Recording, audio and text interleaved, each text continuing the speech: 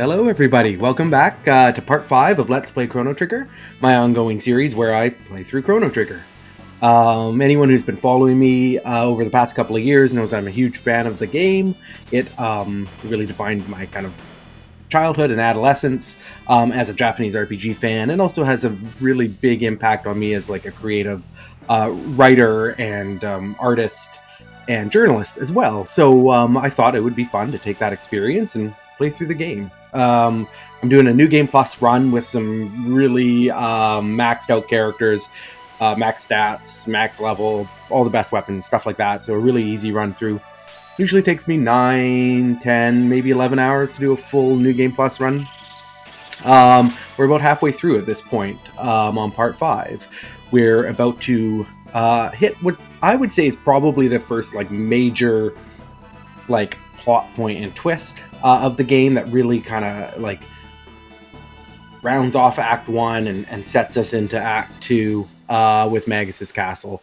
So Magus is a dark mage who has taken over the mystic people, or the not the mystic people in 600 AD, and he's waging war against the human kingdom of Guardia, and that all has to do with a plan he has to try to take on Lavos, an intergalactic space parasite who, as we're going to find out later, is responsible for disappearing his sister. Chrono Trigger's got a pretty funky storyline. We've got space aliens, we've got Middle Ages dark wizards, we've got time travel, we've got a whole bunch of stuff. If you're unfamiliar with Chrono Trigger, or if you're really familiar with Chrono Trigger, I wrote a piece last year called Timeless, A History of Chrono Trigger. It's available to read on Medium, and it's one of the best things I think I've ever written. It's a comprehensive, deep dive history of Chrono Trigger and the people who made it. And it also goes into sort of a personal history that I have with the game, why it means so much to me, how it sort of informed my ideas of what Japanese RPGs and video games and interactive narratives could be. And I think there's a lot there to like, whether you're a big fan of the game or somebody who's just kind of curious about it. If this is your first time watching this stream, you can also check out the previous episodes over on my YouTube channel, which I'll pop into chat here. This is the first part 1, where we kick off the game, I introduce the series, and we get going. So that's all archived on YouTube. You can check it out there. You can also check out a few other videos and streams that I've done for my series called Late to the Party. It's a column that I do on my newsletter, which is right up there, aiden.substack.com. It's called Astrolabe. I write about old video games, Japanese RPGs, science fiction, fantasy books, writing, geek culture, anything that kind of interests me. You can sign up completely for free. It comes out semi-regularly. I'm just working on issue 11 right now. It launched last summer, so we're up to issue 11 plus a few fun side issues too. So I'd appreciate if you enjoy this stream or you enjoy my other content, subscription to that newsletter, Astrolabe, aiden.substack.com. With all that out of the way, let's get back to our game. So we are just about to enter Magus Castle. This is sort of the first like really major like dungeon in the game, I would say. It has this amazing set piece, which I think is one of the most kind of iconic moments in the game. And is also something that was added kind of later on in development after the team developing Chrono Trigger was given a larger cart. This is back when memory really had a big impact on what could make it into a game. And so these like one-off kind of bespoke hand-drawn set pieces were part of that. And it's pretty amazing. One of my favorite things is when I was researching Timeless, and I was looking for sprite art to use in the article, I found a picture of that background with the big full moon behind the castle. And one of the things that kind of made me laugh is there's part of the moon that you can't see, like the center of the moon. You never actually see it as the camera pans past it, and there's just no art there. It's just blank. And so like the team, the graphics team, went so far as to like save space on things by just not illustrating certain portions of backgrounds that you're just never going to see. And I like getting that kind of glimpse behind the curtain at how games are made, especially older games, because I feel like older games were defined by so many of the limitations that were on the creators. Whether it was processing power, or it was RAM, or it was just storage space on the carts, they had these big, huge, grand visions that they then had to kind of articulate downward into more simplified terms, and I think that is something that makes me really appreciate older games. Okay, so it looks like I'm running around randomly, not having much success, but we have to go check out a bit of the castle. And now you can see it looks like a save spot. When I step on it, I get transported elsewhere.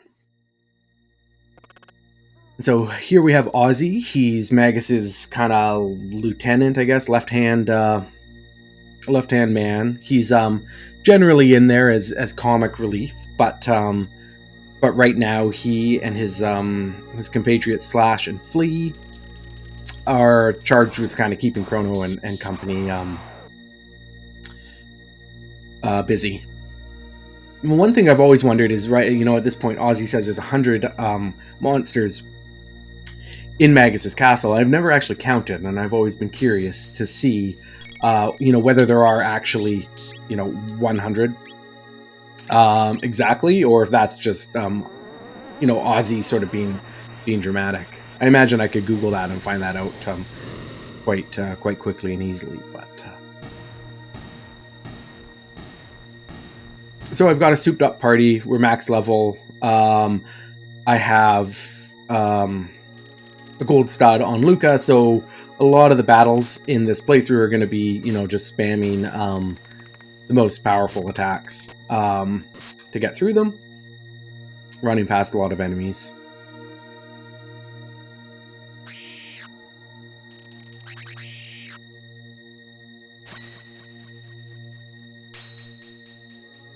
One of the things that I feel, really started to come to the forefront in later generation Super Nintendo games and Japanese RPGs, like we're talking, not just Chrono Trigger, Final Fantasy VI, Seiken Densetsu 3, and even going further back, I guess, like you could look at Terra Negima, but you could also go further back to something like Illusion of Gaia, which was much earlier in the system's lifespan.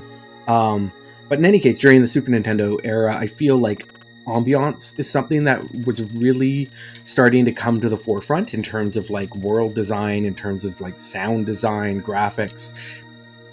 And I feel like Magus Castle really nails that. Chrono Trigger to this point has had, a very melodic soundtrack, and you can hum along to a lot of the music, and it kind of gives this like bold feeling of adventure. But when you get into Magus Castle, one of the things that really changes is the soundtrack. It's the music that plays, and I feel like that really catches you off guard because it's very different than a lot of the other music you hear in the game. Like even in the future, when you've gone to 2300 AD, the world's been destroyed by Lavos, you still sort of get this, like, you still get a melody that portrays the sadness in the future, whereas Magus Castle has just the very ambient music that just feels ominous and dark, and there's nothing there to hum along to, and I just think that that's really interesting.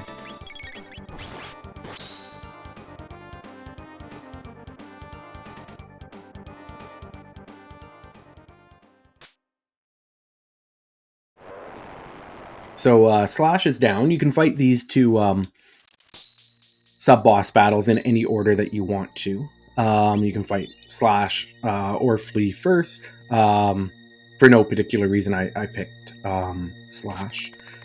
I find that these battles in a regular playthrough, a fresh playthrough, can be kind of tough. Chrono Trigger's not a hard game by any stretch. It's also not, I wouldn't say it's a particularly easy game either. There's a few choke points where the difficulty kind of ramps up, and I've always felt like these two battles can be one of those points to the, you know, in terms of like if you're not paying attention, or you're just sort of relying on the, you know, methods that you would use in a regular playthrough or a New Game Plus playthrough. Sorry, if you're kind of just expecting to win, you might get surprised. So that wasn't the real Flea. The real Flea has been tagging along with us since we entered the Magic Cave in the last play session. Funny little bat. So here we go. So of course, you know, as is typical, you have the threesome of Ozzy, Flea, and Slash. Slash is sort of the strong physical attacker. Flea is the magic attacker, the magician, and Ozzy is sort of in between the boss. I've always liked this battle. It's cool. The you know, the space motif is really neat.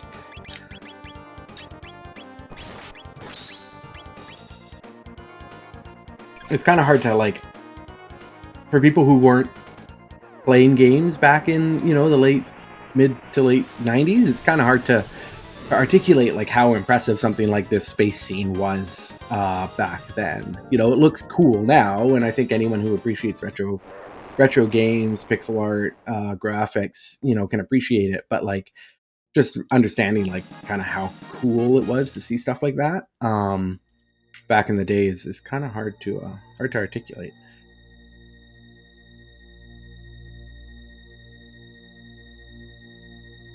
So those characters I was just running by, they look like people that are important to the three characters in the party. So Chrono's mom, Queen Lean, who Frog is sort of like has designated himself as the protector of, and then Luca's dad, Tabin, who's an inventor.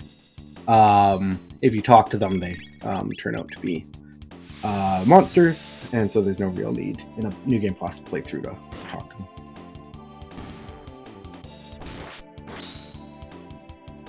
I've gotten into watching speedruns of Chrono Trigger over the last year or so. You know, as we've been going through the pandemic, we've all been, you know, spending more time at home and keeping myself occupied while I'm working. I really like to have something on in the background. It's often music, but I find that speedruns of Japanese RPGs are another good option. It's kind of background noise that I can listen to and sort of tune into when my brain needs a break. And I've learned a lot about Chrono Trigger from watching speedruns. In particular, there's a speedrunner named Puexel who does some pretty impressive speedruns and can beat the game in, you know, 5.5 hours, something like that, on a fresh playthrough.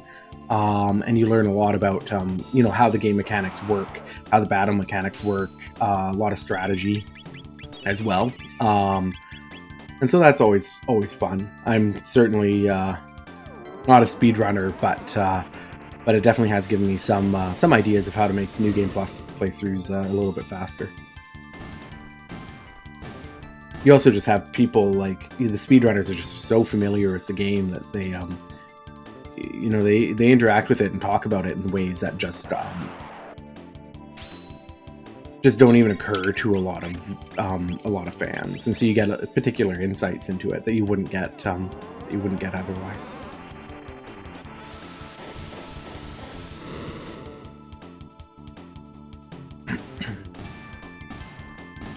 So I've I mean, in a New Game Plus run, or even, you know, a regular playthrough of Chrono Trigger, it doesn't. Every party is viable. You know, like, no matter who you want to use, you're going to have a pretty good party. It might not be completely balanced, but you're going to be able to get through every battle. And like, I've played through and beat Chrono Trigger so many times that I've, you know, used pretty much every configuration of of party available for this playthrough of Chrono Trigger of Magus Castle. Though I generally like to bring. You have to bring Chrono and Frog. And I generally also like to bring Luca because there is an elemental portion of the final boss battle in this dungeon that that is easier if you have water, lightning, and fire magic. And so by balancing out the party, by bringing Luca in as your third, you've got all of those covered, and it just makes the boss battle just a little bit easier, a little bit quicker.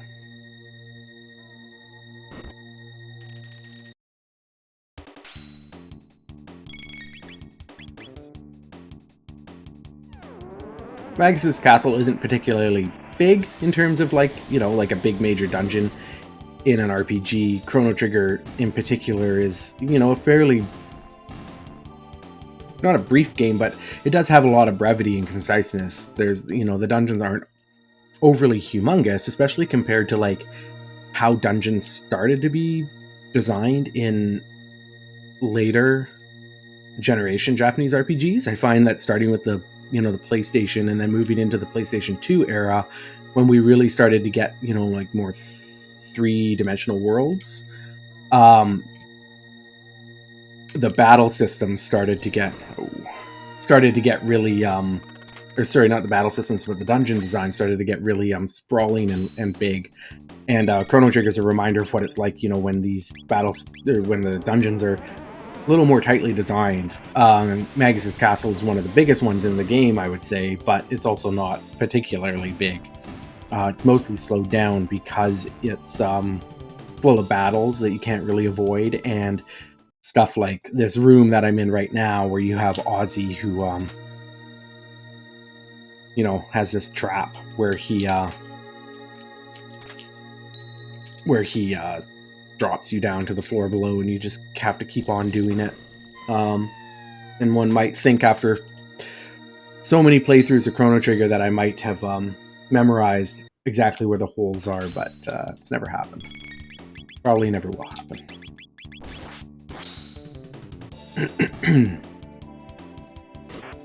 And so that slows things down.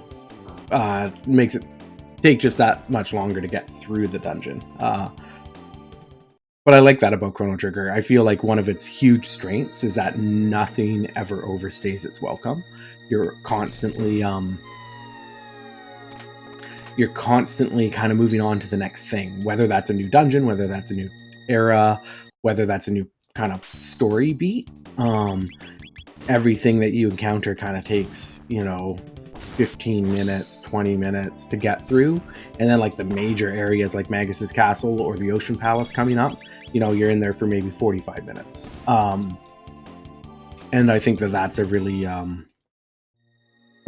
great element of kind of RPG design, period. That's lost on a lot of newer RPGs. Like I'm remembering playing Xenoblade Chronicles 2, and like just how big and sprawling and long portions of that game were, where you would be in the same place or kind of in the same scenario for just hours. And I'd love to see games that kind of harken back to the simpler world design, quest design of these older Japanese RPGs. One like kind of design methodology that I kind of miss in general is portable games. Like we get a lot of mobile games, obviously, but they've kind of branched off into their whole other own design space.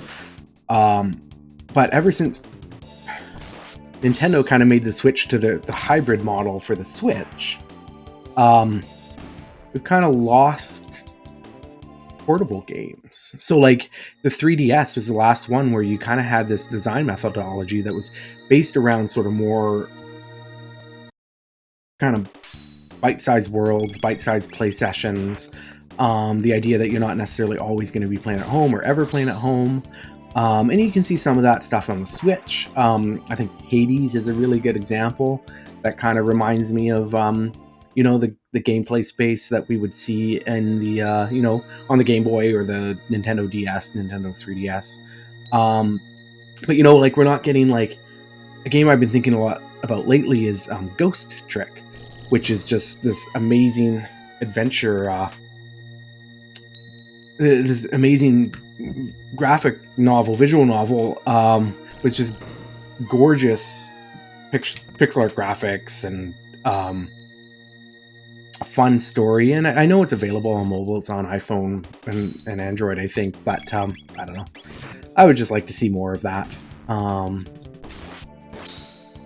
Yeah, well, I mean, yeah, Ben, having to pay for, you know, like the gacha-based mechanics in a lot of the mobile space is something that just pushed me out of playing games on my phone, period. Like, I used to play a lot of games on my iPhone 8 or 9 years ago.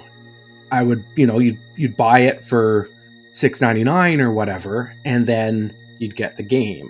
And I would sit there and I'd play it for hours, and then it just kind of got further and further down that kind of gotcha model of, you know, encouraging you to pay more to speed up gameplay or to improve your odds to, you know, get powerful characters or whatever. And I get it, like, it's a strong financial model, but especially as a dad with young kids, I feel like it can be very predatory as well. Like, I got a game. It was like an endless runner for my daughter, where you're just a unicorn, and you know, and then she had to buy gems and stuff. So she comes up to me. She comes up to me and, you know, upstairs where I'm working. She doesn't play a lot of games on our tablet or on our phones, so she's not really familiar with the concept. But immediately she's asking me to pay, you know, like $5.99 for gems, and asking me, you know, like, if she saved up enough in her piggy bank to be able to buy these gems. And at that point, I was like, this feels really predatory to me to have, you know, a 6-year-old who's coming up wanting to spend like actual, like, the money in her piggy bank to get gems on some random, you know, endless runner with a unicorn. Anyway, yeah, the Skinner boxes. Yeah, I mean, like, I come from a background where I play, you know, a Magic the Gathering background. I've played it for most of my life, and you know, the booster packs aren't really that different from loot boxes. You know, except that, like, you legitimately get a gameplay advantage with booster packs if you pull powerful cards, whereas, like, a lot of them, you know, a lot of the aesthetic benefits of, like, loot boxes now, at least, like, they're not giving anyone a gameplay advantage, but they do feel like just very predatory to me. Thanks. Yeah, I wrote a retrospective article on Final Fantasy VI a number of years ago when I ran A Dribble of Ink, which was my science fiction and fantasy blog. It was my first, honestly, like, my first real piece of games writing that I did. And I feel like it kind of opened up my eyes to how I could take, you know, the writing and the work that I did analyzing and talking about science fiction and fantasy books and apply it to, you know, the other half of my fandom, which was video games, and especially Japanese RPGs. And I know, Winteria, and we've talked a little bit on Twitter back and forth about that piece, and I think I've seen part of your thesis as well online somewhere, maybe. But I'm glad that had that effect on you. Like, I really appreciate hearing that. I think, you know, if I went back and rewrote it now, I could do a better job, and I feel like my Chrono Trigger history, Timeless, is an example of, you know, like, how far I've come. But I really took a lot from that Final Fantasy VI retrospective forward, and I'm glad that other people were kind of similarly inspired by it. So I appreciate that. And yes, the CRT filter. over the past couple of years, I've really gotten back into to CRT TVs and monitors. So I have a Sony PVM that is my main gaming screen for retro games. I have a Wii hooked up to that, and a PlayStation 2. The Wii is homebrewed, so it's chock full of old of emulators for retro games. And I also have a CRT TV, Toshiba 20AF44. That I use for I have my Super Nintendo and another PlayStation 2 hooked up for it, and I play a lot on that as well. So I've been getting into that, like, real hardware on real tube TVs, and that all started when I kind of discovered scanline filters and CRT filters for emulators, probably 4 or 5 years ago now. And I like raw pixels, but I also feel like a lot of this pixel art was designed specifically to be viewed on CRT monitors, and being able to bring that forward into my streams and just when I'm playing on emulators in general, I think has made a big difference for me in being able to get back into emulation. I generally use, and what I'm using today is a filter called CRT Geom. It's packaged in with pretty much every emulator at this point, and it's really lightweight. I game on a old iMac from 2014, so it has a pretty big CPU bottleneck at this point. It's what I'm streaming from right now, and so I can't use some of the really hungry filters, but I find that CRT Geom is a really nice balance between just like a lightweight requirements and nice scanline effect. I don't love the kind of rounded effect, but I can't figure out how to turn it off in this emulator without tinkering too much. That being said, I prefer rounded CRT screens, which is funny. I find that they're a little kinder to the graphics. I find that my Toshiba TV is a flat screen CRT, and I find that it's a little funky. The geometry is a little funky on it, especially up in the corners. So my ideal is to find a JVC-D series CRT that I could replace the Toshiba with.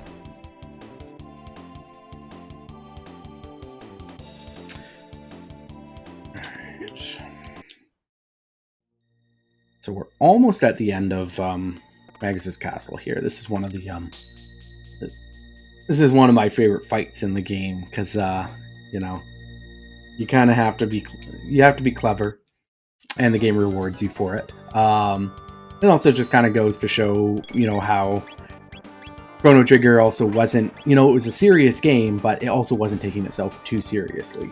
And Ozzy always kind of brings in humorous kind of hijinks, and this is one of those cases.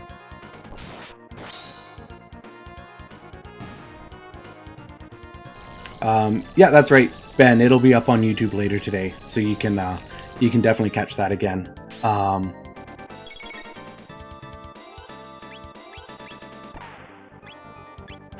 Yeah, I've actually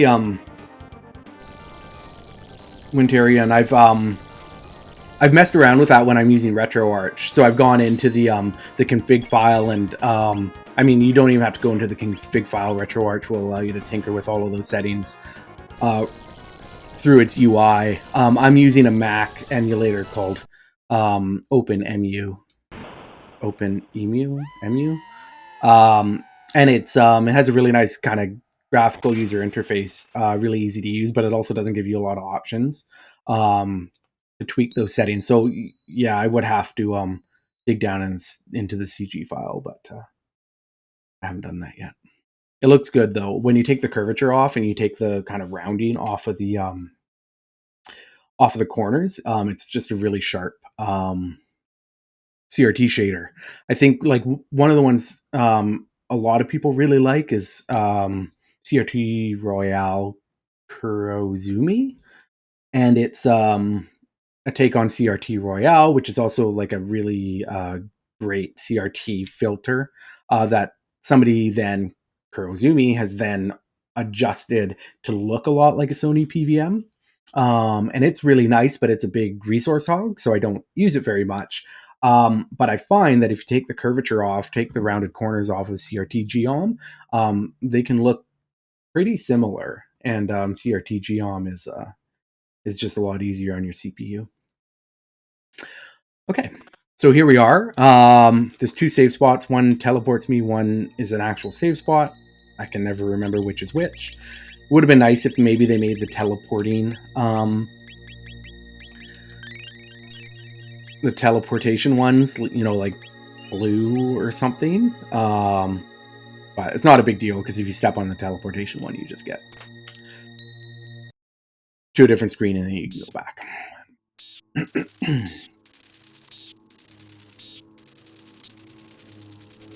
Okay. This is a cool part of the game. I just like the, you know, the torches that are lighting up. And then in the PlayStation version or the Nintendo DS version, or I guess, you know, the Steam version, any version other than Super Nintendo one, you get a cool cutscene with Magus during this part. So it's obviously one of the kind of most dramatic and memorable parts of the game. I mean, like, Magus is here and he's you know, trying to summon the evil space parasite so he can defeat it single-handedly, which you know, wouldn't go well for him. But so he's kind of lucky that Chrono and crew show up right now. But just sort of like the setting he's in here, like, it's just super metal, and I love it.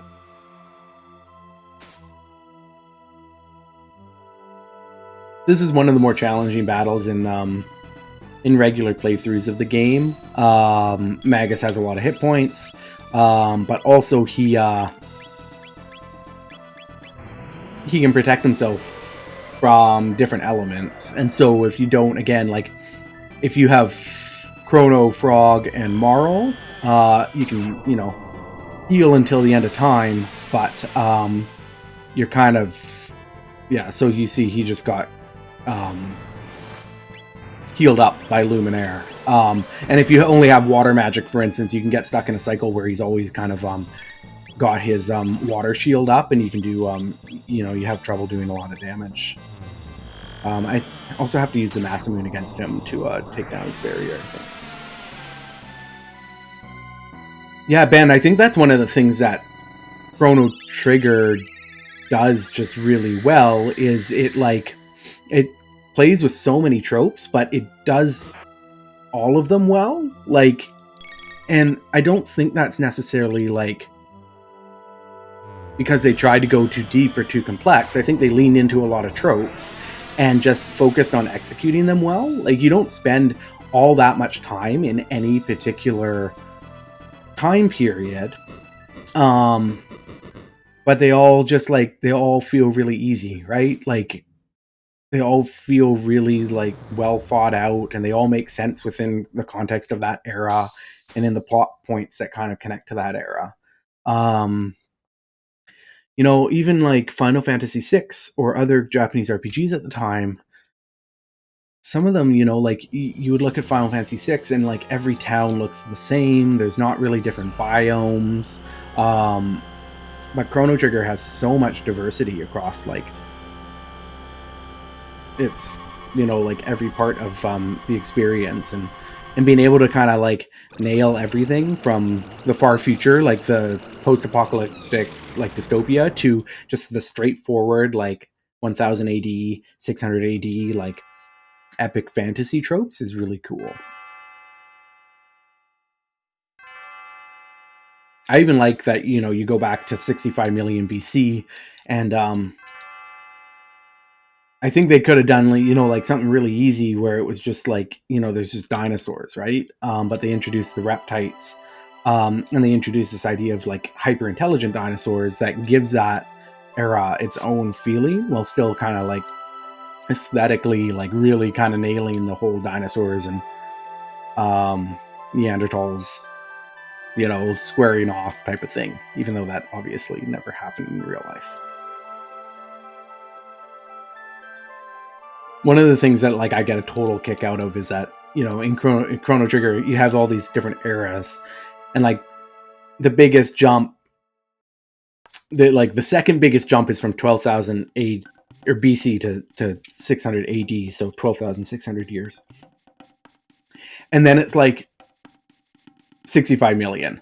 Like you go from 12,000 year time gap to 65 million year time gap, and like humans are still around. Like, you know, humans have had 65 million years of evolution but haven't really changed all that much, and it's just like such a like over dramatic, absurd span of time between 65 million BC and 12,000 BC, which I've always kind of found amusing. So we defeated Magus, and he was in the process of trying to summon Lavos, and we all got sucked into a time portal. And Chrono and company have ended up back in 65 million BC, and now we don't really know what's going on.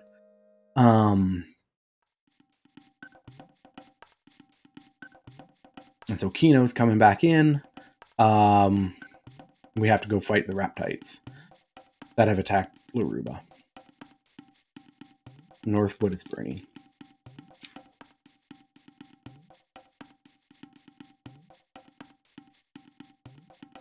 We head up here. Now I've probably got about 10 minutes left of gaming, so we'll get through the next little bit, and then we'll call it quits there.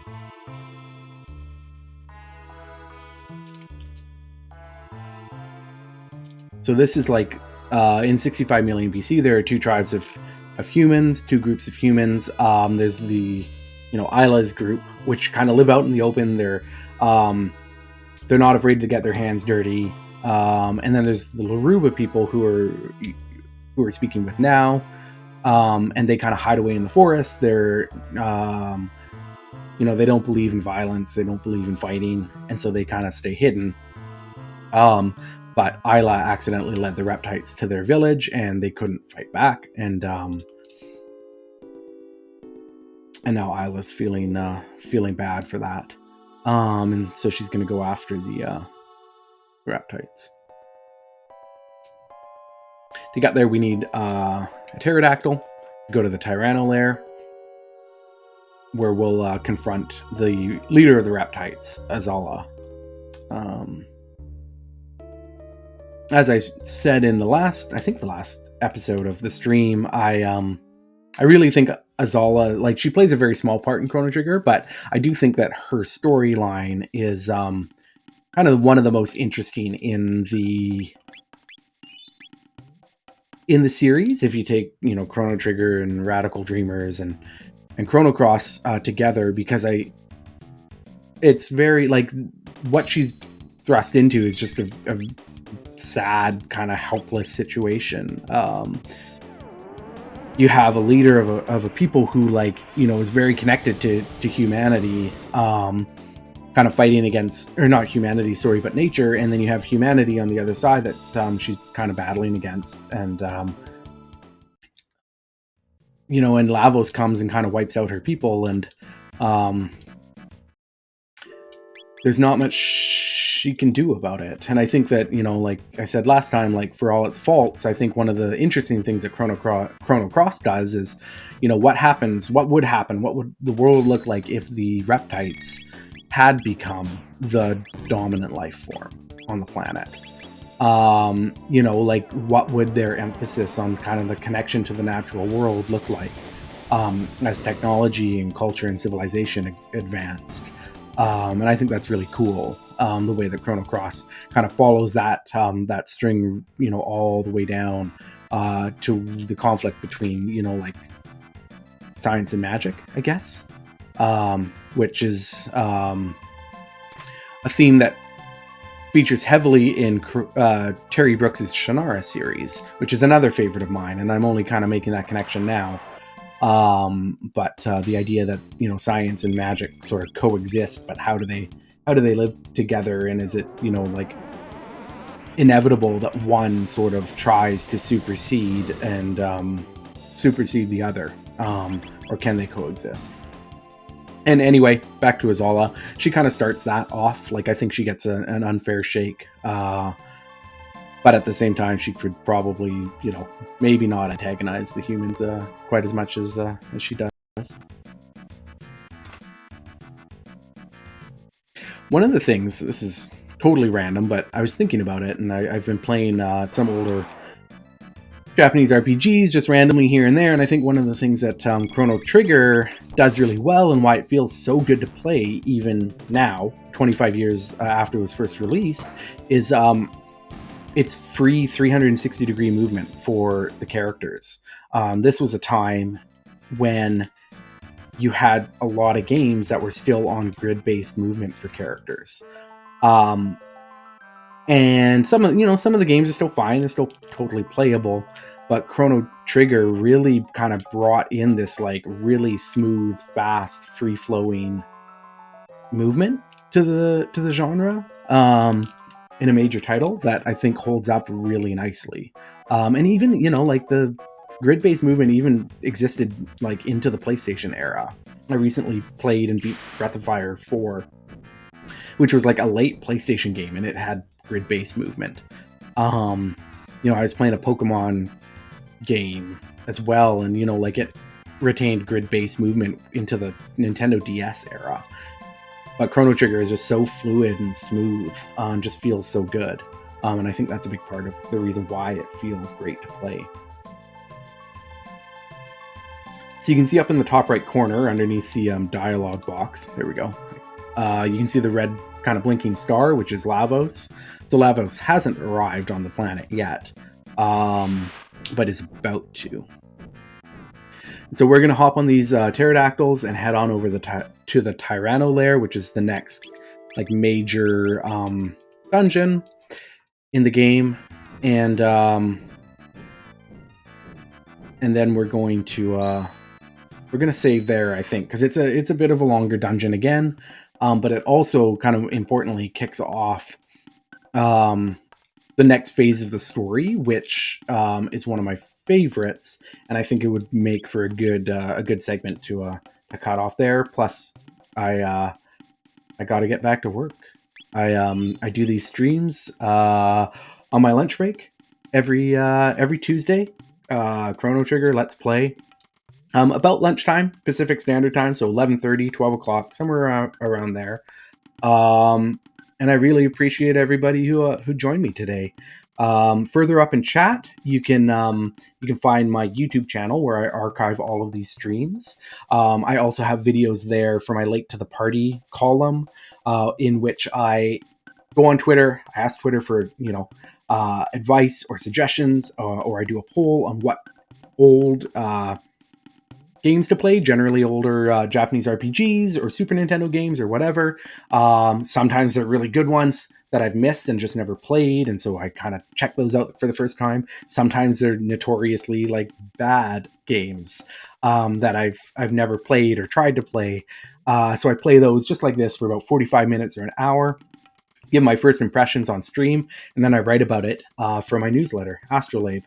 And so if you enjoyed the stream today, if you enjoy any of my other work, give that a sub. Astrolabe, it's at aiden.substack.com. You can see it right there above my head. Totally free to sign up.